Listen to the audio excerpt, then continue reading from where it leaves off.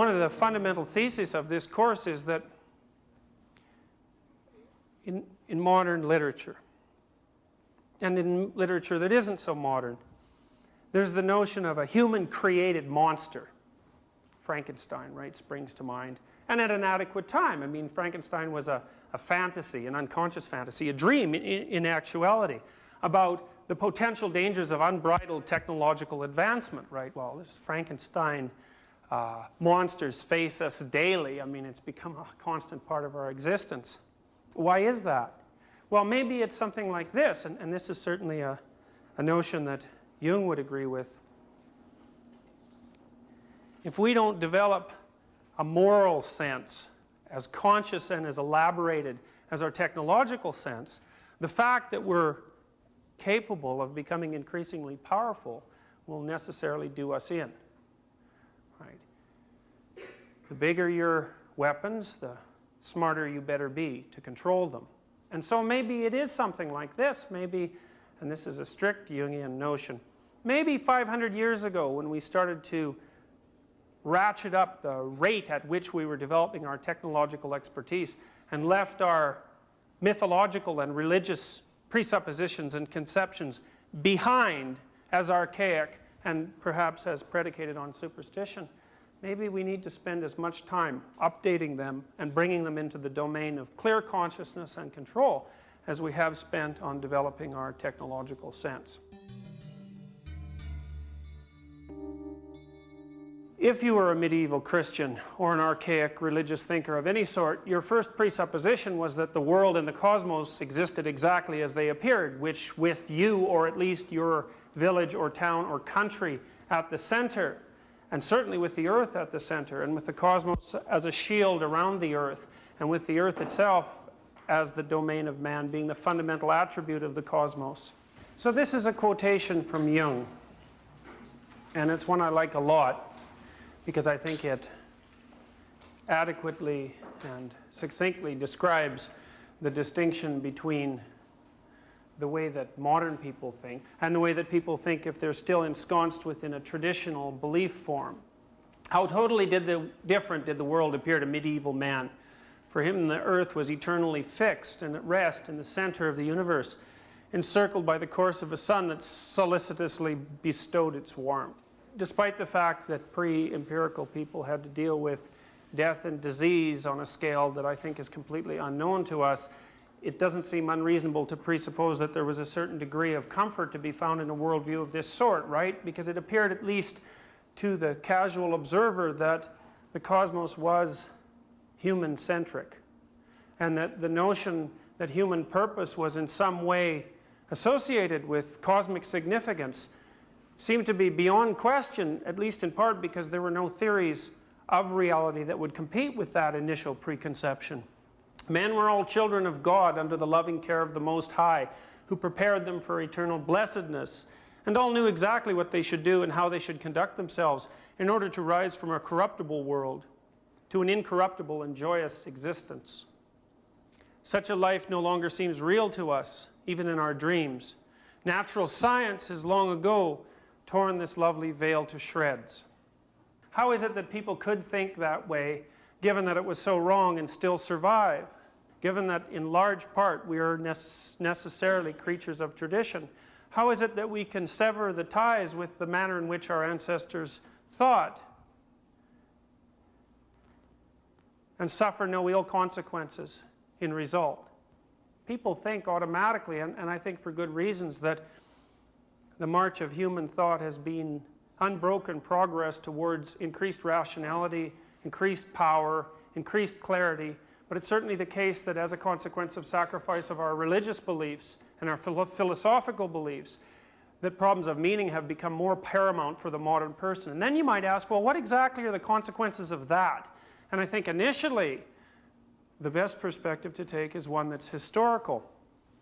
As we've moved away from a classical, mystical, or mythological worldview, a number of dramatic occurrences have unfolded. We've become much more technologically powerful, right? The application of a strict empirical model designed to abstract out from everyone's experience those things that are material and constant have enabled us to produce technological implements of extreme power, right? Both for good, at least in principle, with regards to medical advances, and also for ill in terms of our ability to control weapons of unbelievable destructive force. So we're more powerful. Are we any smarter or any wiser? Well, I think a casual glance at the history of the 20th century would suggest that perhaps we're not. I don't think there's any indication whatsoever, although perhaps things have improved in the last 15 years, that an additional consequence of our capacity to extract ourselves from our religious modes of thought has been a palpable increase in wisdom or tolerance or compassion, or a palpable increase in our ability to understand explicitly what might constitute the basis for a suitable and stable state. So you might take, for example, the fact that the 20th century has been unbelievably bloody, right? Literally hundreds of millions of people killed in conflicts of one form or another, both external, say in the course of World War II or Vietnam, and internal in the case of Nazi Germany or the Soviet Union, or any of the vast array of countries who've subjected their citizens to terrible internal repression in the name of the maintenance of order. Alexander Solzhenitsyn estimated that 60 million people died in the Soviet Union between 1919 and 1959 as a consequence of internal repression. And his estimates were that perhaps twice that many died during the Cultural Revolution in China. Looking back on the 20th century, one thing seems relatively clear, right? Although humanity as a whole has ceased, or had ceased at least, to engage in large-scale religious conflicts, although they seem to have been making a vicious comeback in the last 5 years, our ability to live together still seems incredibly compromised by our capacity to engage in ideological conflict, right? And it doesn't seem to me ridiculous to presume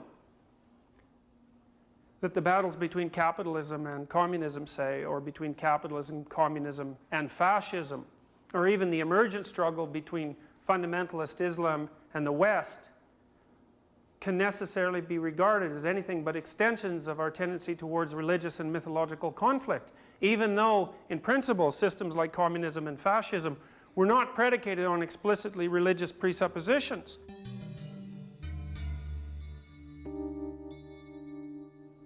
Well, it seems to me that a logical conclusion from observations of that sort is that even if you eradicate the traditional trappings of a mythological worldview, which seems to be what's happened as a consequence of our rise in empirical knowledge, that you don't eradicate the tendency for people to formulate groups, belief systems, around conceptions of ways that you should behave that are, at the very least, religious in structure and action, even if they're not religious in name. I mean, I think it's a very peculiar coincidence, for example, that the Soviet communists erected a male trinity, Marx, Lenin, and Stalin, as an apparent replacement for the masculine trinity that comprised the essential deities of Russian Orthodox Christianity.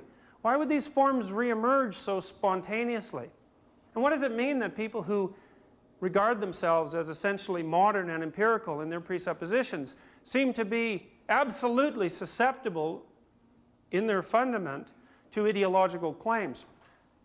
Well, if you look at the Soviet Union, which I think is a very instructive case, because the Soviets, the Russians, were really the last European power to fall prey to the conflict between empiricism and science and religion.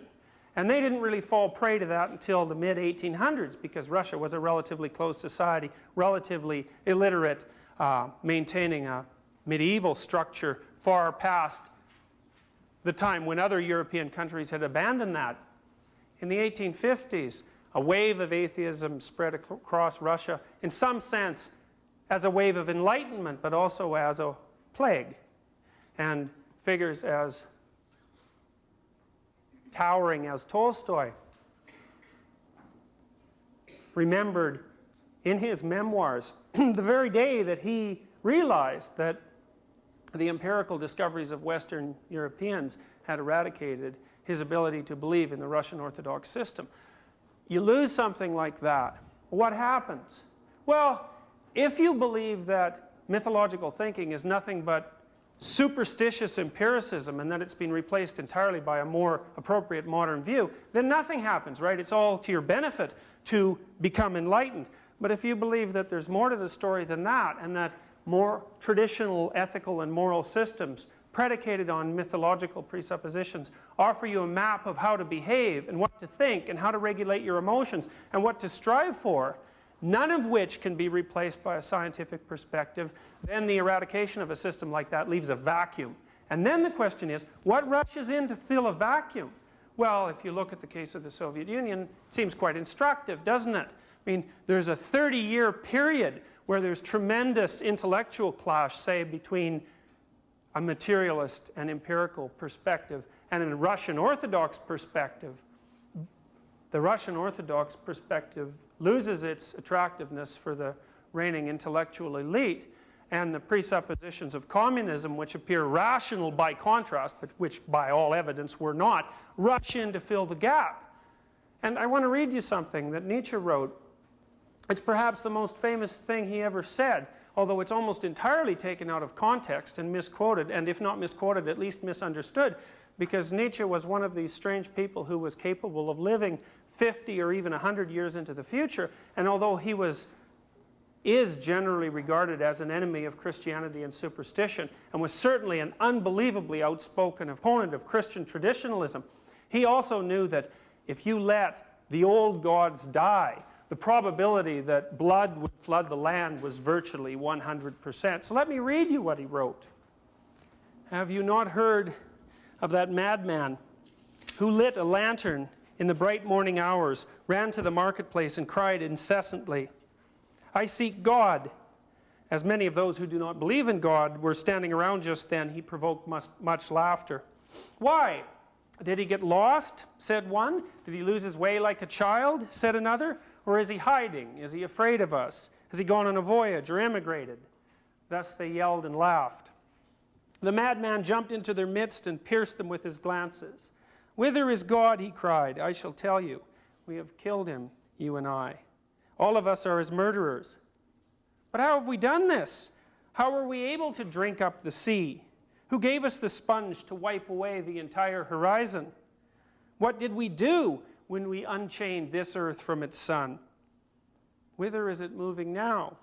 Whither are we moving now? Away from all suns? Are we not plunging continuously, backwards, sideward, forward, in all directions? Is there any up or down left? Are we not straying as though through an infinite nothing? Do we not feel the breath of empty space? Has it not become colder? Is not night and more night coming on all the while? Must not lanterns be lit in the morning? Do we not hear anything yet of the noise of the grave diggers who are burying God? Do we not smell anything yet of God's decomposition? Gods, too, decompose. God is dead. God remains dead, and we have killed him. How shall we, the murderer of all murderers, comfort ourselves? What was holiest and most powerful of all that the world has yet owned has bled to death under our knives. Who will wipe this blood off us? What water is there for us to clean ourselves? What festivals of atonement, what sacred games shall we have to invent? Is not the greatness of this deed too great for us? Must we not ourselves become gods simply to seem worthy of it?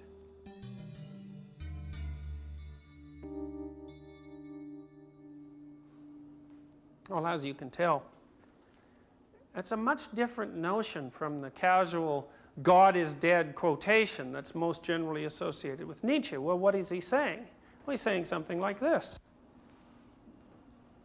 A system like Christianity, or any system that's oriented a society for thousands and thousands of years, can't simply be eradicated by a casual gesture without consequences ensuing in its aftermath.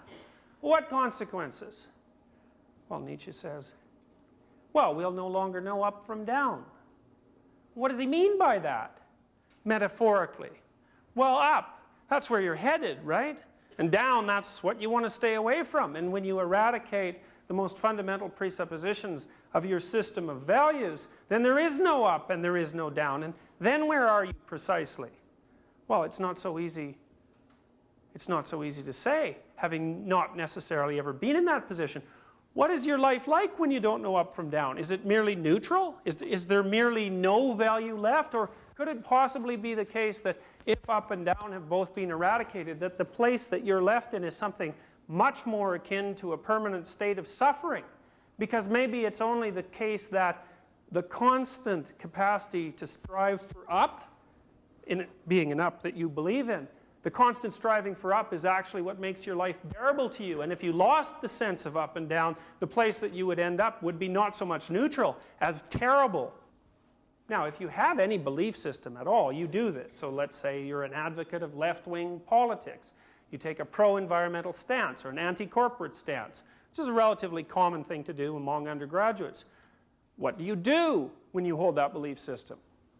You view the world as it lays itself out, and you explain the manner in which it manifests itself in terms of the axioms of that belief system. And you may note that you can do it, right? You can tell a credible story about why the world is the way it is by adopting, say, an anti-corporate perspective. Because there are all sorts of terrible things about the world that are a consequence, say, of corporate maneuvering. And you might also say that, and Piaget would say this, that it's a necessary developmental stage to acquire allegiance to a given belief system. Why? Well, any up is better than none. That might be the first observation. So even if your belief system is relatively insufficient and easily challenged on intellectual grounds and perhaps not very complete anyways, the fact that it does lay out a moral structure for you and tell you good from evil and right from wrong, that's a plus, that's an advantage. Now, it's relative intellectual weakness and its incoherence, assuming it is incoherent to some degree, that's a flaw. But that doesn't mean that the effort to establish a system like that is worthless. It's worthwhile. And Nietzsche said, say, with regards to Christianity and Europe, he said, well, the errors, intellectual and moral, of institutional Christianity are essentially beyond count. But there's one thing you have to remember. First of all, an ordering of that sort is necessary, because the alternative, which is always hidden from you insofar as you're inside a moral system, the alternative is far worse. Chaos. That's worse.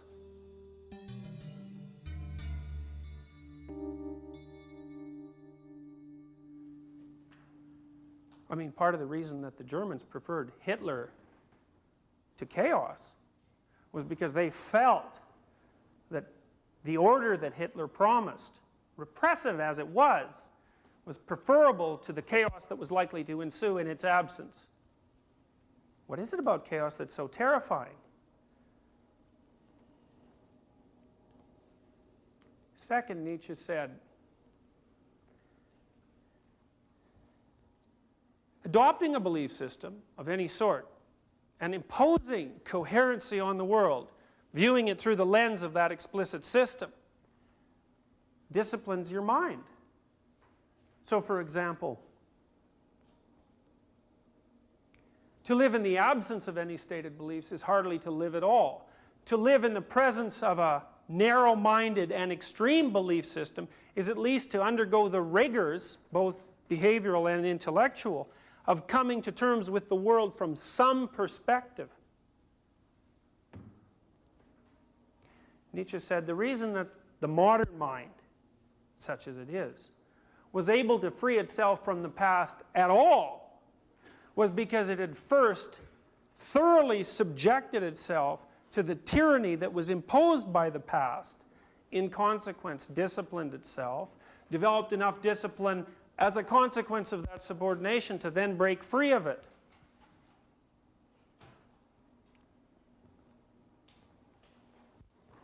In all science of morals so far, one thing was lacking, strange as it may sound: the problem of morality itself. What was lacking was any suspicion that there was something problematic here.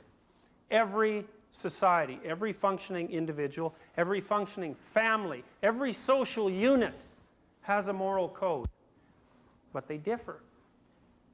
So what does that mean exactly? Well, it's complicated, isn't it? Because the fact of the universality of the code, the fact of the code, indicates that the code or a code is necessary. By the same token, the fact that there's a multiplicity of codes seems to suggest that the particulars of a given code aren't necessarily relevant. And so Nietzsche says, brilliantly I think, we're faced with a problem. No life without morality, no absolute morality.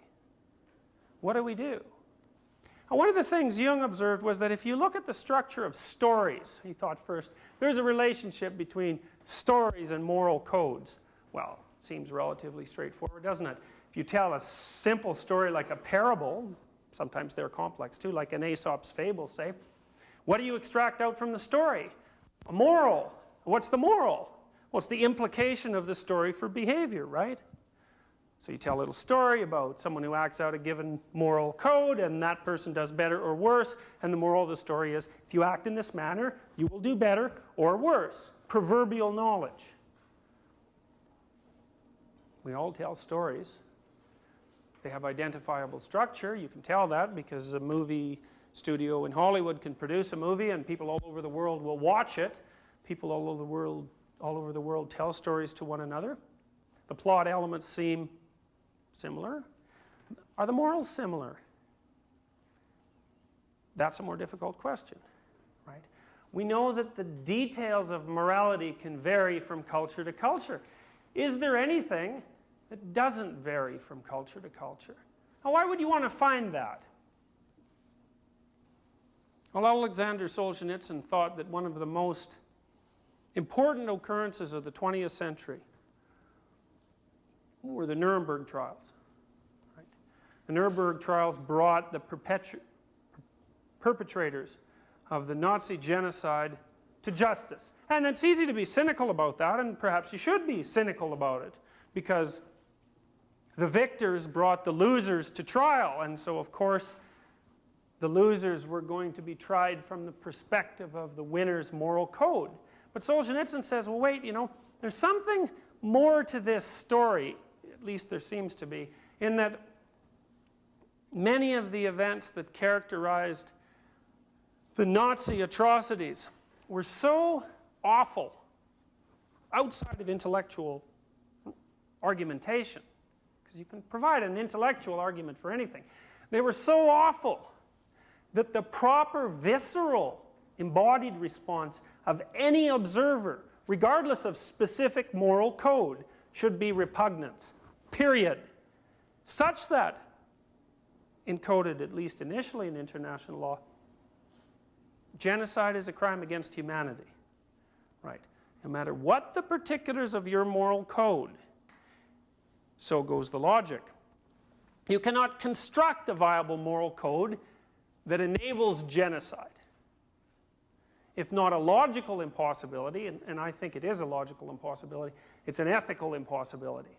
And then you have to ask yourself, and this is not precisely an intellectual question, does that seem credible to you? Does it seem credible that there are acts that are so terrible that no one, regardless of their stated position, should ever engage in them? And if the answer is yes, then I would say, well, if you haven't moved towards personal acceptance of an ultimate up, so to speak, you've certainly identified at least one down that you don't want to approach. And that's the beginnings of the establishment of some notion of absolute moral authority. So what if we said, hypothetically, something like this? Let's say that morality isn't a philosophy, it's not something explicit, it's something implicit. How does it evolve? Well, emotional creatures produce it. And you don't have to produce it in isolation. If you weren't a social animal, if you lived a solitary and nocturnal existence by yourself, there's no need for morality because you don't have to regulate your behavior with regards to your peers. But you're a social animal, so you're stuck with everybody else. But everybody else could be conceived of as a grand average, right? How would you act towards the average person? Well, I would say that very, very stable moral systems tell you exactly that. And they say things like, Do unto others as you would have them do unto you, right? Basic principle of reciprocity. Why does that work? And it's a complex precept. It means I should treat you like I would like to be treated by you. And you might think, well, that means to be nice to you. But that isn't really what it means, because nice isn't enough, right? What I want from you really is communication, real communication, feedback. What am I doing that's acceptable and good? What am I doing that's unacceptable and not good? And that latter aspect of feedback is part of the reason why, if you're psychopathological and isolated, you're in much worse shape, because half of your sanity, or 3/4 of it, or 90% of it, who knows, is distributed sanity. You don't have to be that sane as long as you're hanging around other people, because as soon as you do something that's deviant, they're going to raise an eyebrow at you, right? And then you think, oh, well, not that. And as soon as you do something good, then they're going to pay more attention to you and smile at you. So all of the information about how to regulate yourself is out there in the world, right? The average person. How many people do you interact with in a week? 300, say. Maybe it's not that many. 100. How about in a year? 1,000, 2,000, 5,000, 10,000. What are they all telling you? Well, the message is similar across people. How similar? Don't know exactly how similar.